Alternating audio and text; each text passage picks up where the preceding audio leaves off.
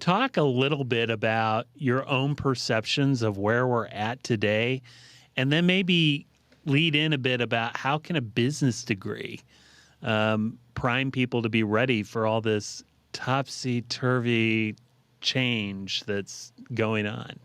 I think your question um, really allows a very thoughtful reflection on how one maintains joy, maintains a commitment to other human colleagues, and how we hold a hand out to one another with all of those challenges you just identified, Nathan, as well as a war in Ukraine Yep. and still the remnants of a several pandemics, healthcare pandemics.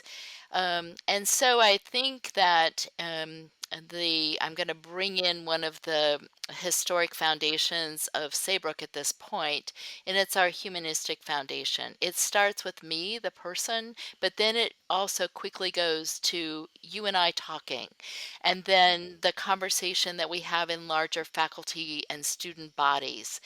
How do we thoughtfully talk about these challenges in a way that allows us to feel the pain of ourselves and others, and then say, and then what?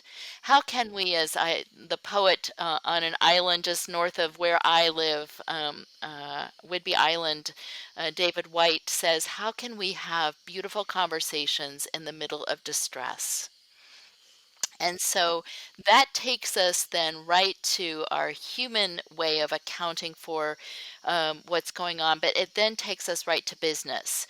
And the business that we teach, and there are many models, so I don't want to say one is better than the other, but the one that we have found, Nathan, that really tends to invigorate, give hope, allow us to serve seven generations as you've talked about. And this can change, but what we have really learned is that adaptive leadership, that model of adaptive leadership, when there are many right answers, not one, but many right answers, takes us to business propositions that allow that experimentation, that pivoting, that piloting that's so essential. And that'll be a theme probably that, I share with you as we continue this conversation. So it's self-care, recognition that self does need care for, that we do that in the company of others and not just like-minded others, but we pull together as many different voices as we can. And then we apply the business tenets of, what does it mean to have an economy that works for all? What does it mean to have an approach to accounting that takes into account a bottom line where some 80 or so percent are actually the people of an organization? How do we take that into account?